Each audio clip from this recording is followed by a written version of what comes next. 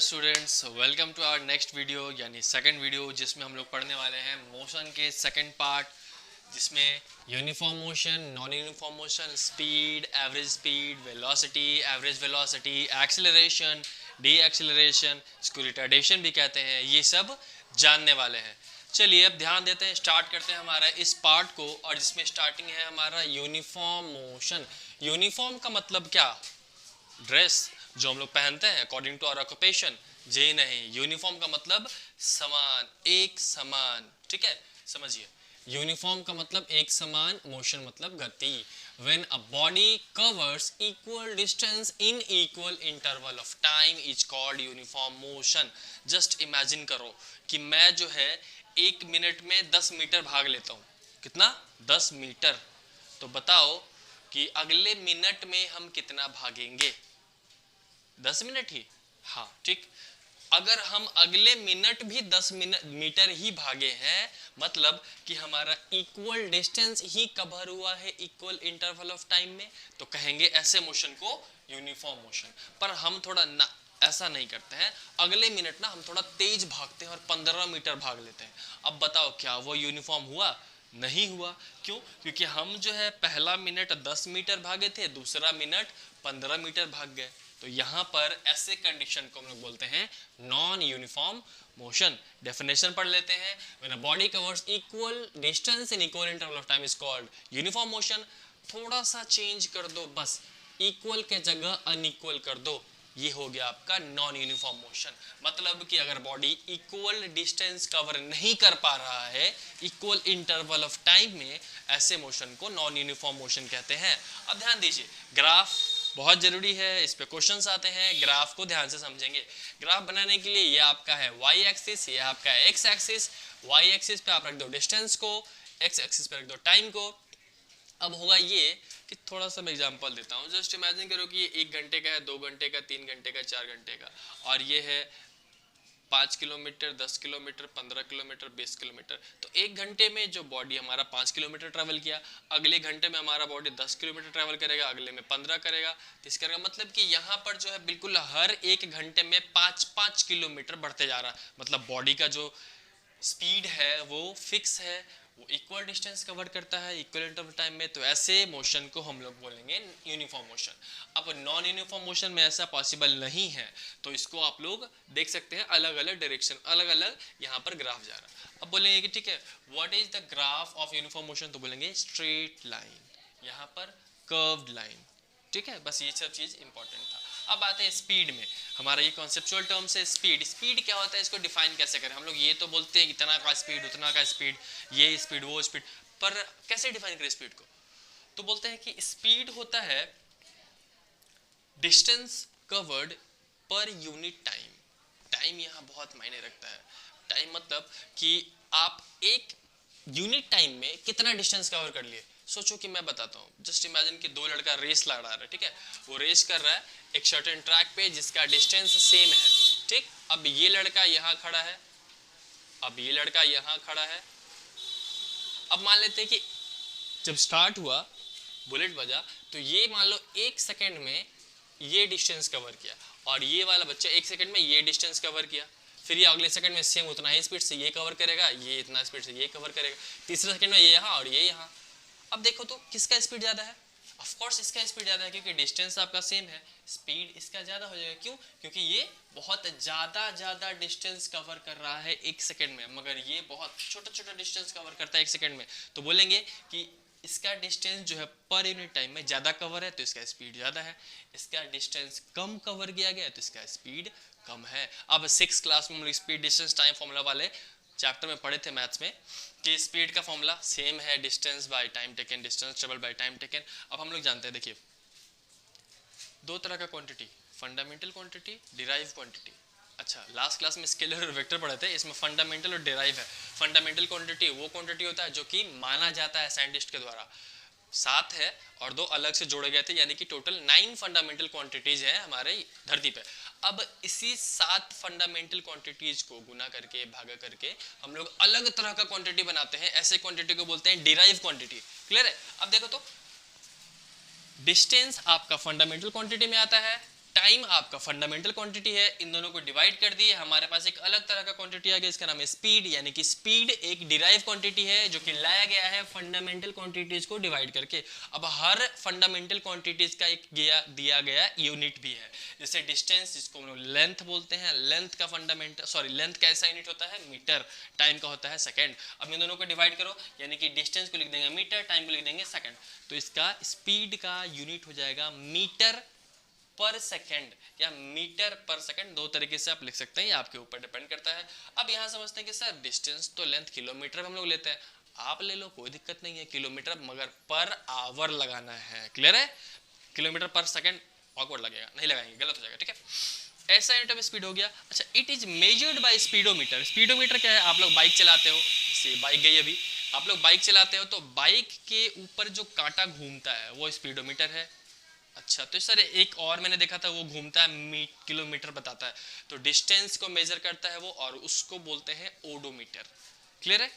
Speedometer से speed measure करते हैं, ओडोमीटर से डिस्टेंस मेजर करते हैं। चलिए देखते हैं एवरेज स्पीड क्या है। एवरेज का मतलब क्या, पहले ये बताते हैं। एवरेज का मतलब क्या, आप लोग 7th या 6th में मैथ्स में पढ़े होंगे एवरेज। हाँ, sum of all quantities by number of quantities, याद है? हाँ, मतलब जस्ट सपोज करो कि मैं यूनिफॉर्म मोशन में हूँ, पर सपोज कि छोटे डिस्टेंस के लिए नहीं, मुझे यहाँ से बहुत दूर जाना है।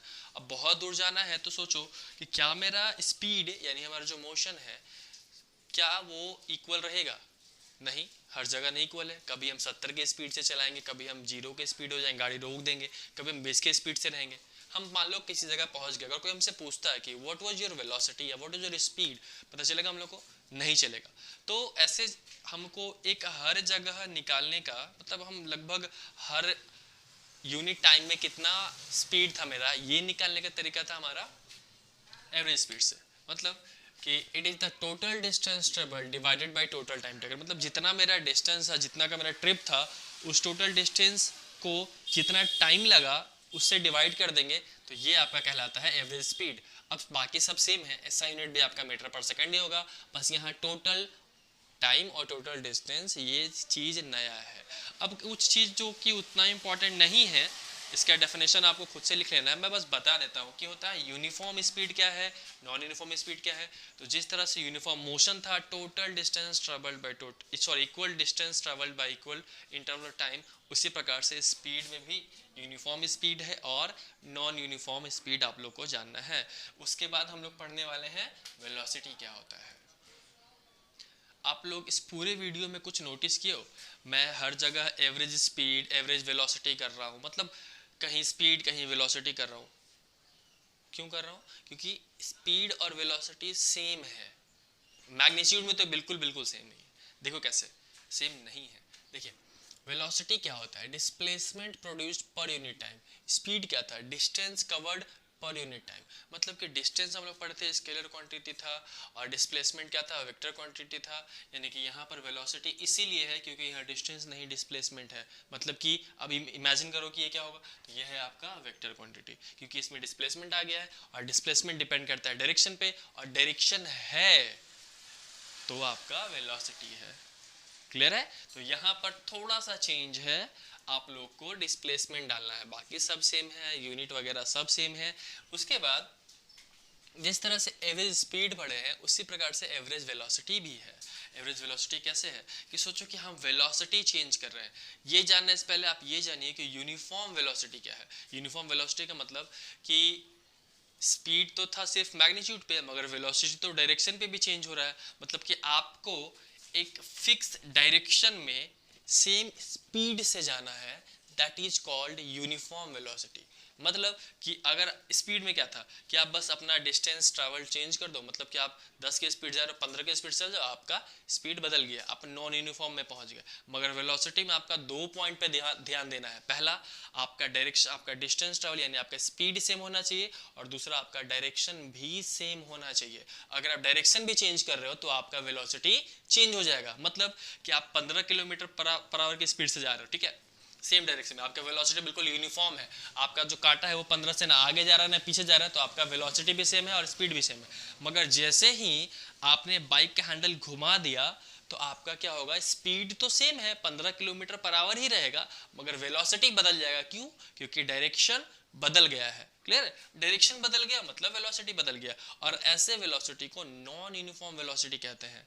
नॉन यूनिफॉर्म वेलोसिटी में दो चीज़ों को आपको ध्यान देना है कि आपका डायरेक्शन भी बदल सकता है या आपका स्पीड भी बदल सकता है।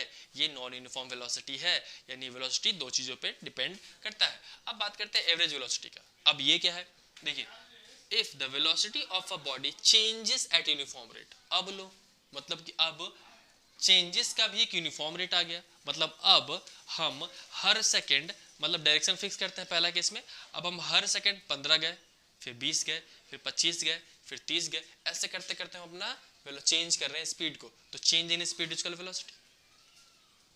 देखिए, it is called average velocity. हो गया एवरेज वेलोसिटी का definition, initial velocity plus final velocity by 2। बिल्कुल एवरेज के जैसा ही है, sum of total distance, sorry sum of total quantity by number of total quantity. हाँ, एक चीज़ आपको यहाँ पे ये जानना है कि एवरेज वेलोसिटी को डिफाइन किया जाता है v के ऊपर रेकरिंग दे करके या v के ऊपर बार दे करके। वेलोसिटी को हम लोग सिर्फ v से डिनोट करते हैं, एवरेज वेलोसिटी को हम लोग पढ़ते हैं v के ऊपर रेकरिंग, इसको ऐसे डिफाइन किया जाता है। इसका बाकी ऐसा यूनिट भी सेम रहेगा, मीटर पर सेकंड ही रहेगा, और ये एक वेक्टर क्वांटिटी है।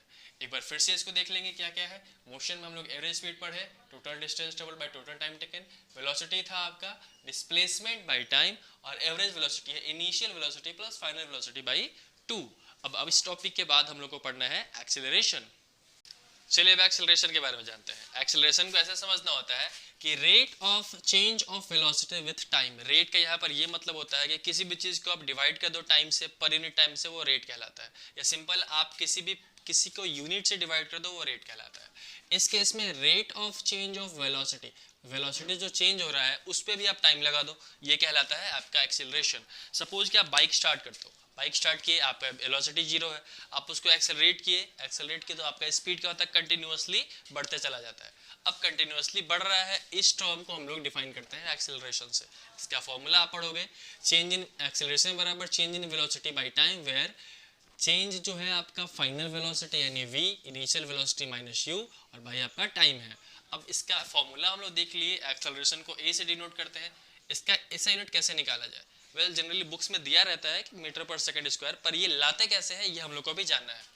हम लोग जानते हैं कि change in velocity by time हो गया। अब अगर इसमें से इसको घटाएंगे तो मुझे जो मिलेगा टर्म वो भी तो एक वेलोसिटी ही है, और वेलोसिटी क्या है, एक डिराइव क्वांटिटी है।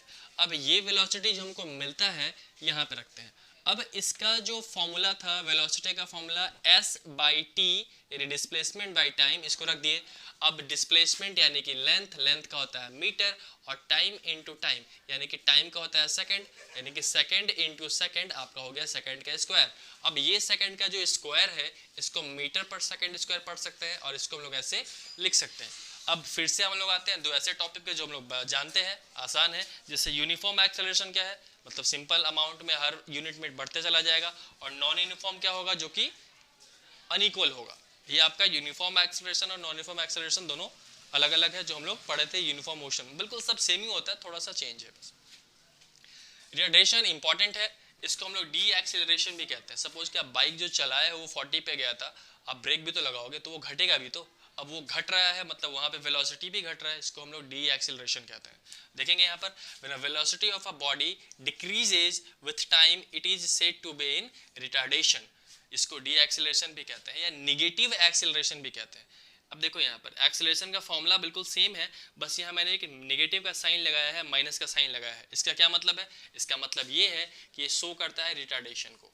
मैंने बताया था उस वाले फॉर्म में भी, माइनस पिछले क्लास में मैंने बताया था कि माइनस का साइन ऑपोजिट को बताता है, मतलब डी एक्सेलरेशन को भी बताता है। अब यहाँ देखते हैं, एक क्वेश्चन सॉल्व कर लेते हैं। एक बॉडी जो है अपना वेलोसिटी यानी स्पीड चेंज किया है 0 से 40 में, कितने सेकंड में? 10 में। अब इसको सॉल्व करते हैं, इसमें एक्सेलरेशन फाइंड करना है और डी एक्सेलरेशन दोनों फाइंड करना है। अब देखिए तो हमारा फाइनल क्या है, इनिशियल वेलोसिटी क्या है, 0 है, फाइनल क्या है 40 है, टाइम कितना दिया हुआ है 10 सेकंड में दिया हुआ है। इसको आप एक काम कर देते हैं, मीटर कर देते हैं, मीटर पर सेकंड, तो ज़्यादा सही रहेगा, बनाने में आसान हो जाएगा। चलिए, according to acceleration v minus u by t, यानी आपका जो एक्सेलरेशन है वेलोसिटी है आपका 40 माइनस 0 बाई 10, देखिए आपका 40/10 कह सकते हैं 4 मीटर पर सेकंड के स्क्वायर से ये बॉडी आपका एक्सेलरेट हो रहा था। अब बात करते हैं डी एक्सेलरेशन का। तो ध्यान देंगे कि इस केस में जो आपका 40 था वो फाइनल था, डी एक्सेलरेशन में आपका इनिशियल हो जाएगा। तो यहाँ पे आपका जो चेंज होगा वो इनिशियल हो गया है आपका 40 और बाइक आके रुका कितने पे था 20 पे, यहाँ पे चेंज कर देंगे मीटर पर सेकंड करेंगे। अब यहाँ v जो है आपका वो है 20 और टाइम कितना लगा, तो टाइम है आपका 2 सेकंड, 2 है आपका टाइम। अब यहाँ पे फॉर्मूला सेम है, एक्सेलरेशन बराबर v minus u by t, where v जो है आपका वो है v है आपका 20 और ये है आपका 40 माइनस 2, यानी यहाँ कह सकते हैं कि -20/2, यानी कि आपका जो है -10 मीटर पर सेकंड के स्क्वायर से वो बॉडी रुका है। यहाँ पर माइनस साइन ये बता रहा है कि वो रिटार्डेशन है। ये सब हमारा क्लियर हो गया है। अगले क्लासेस में हम लोग पढ़ेंगे इक्वेशन ऑफ मोशन, जो कि बहुत ही इंटरेस्टिंग है, बहुत ही इंपॉर्टेंट भी है according to the way of numericals. चलिए तब तक के लिए टेक केयर।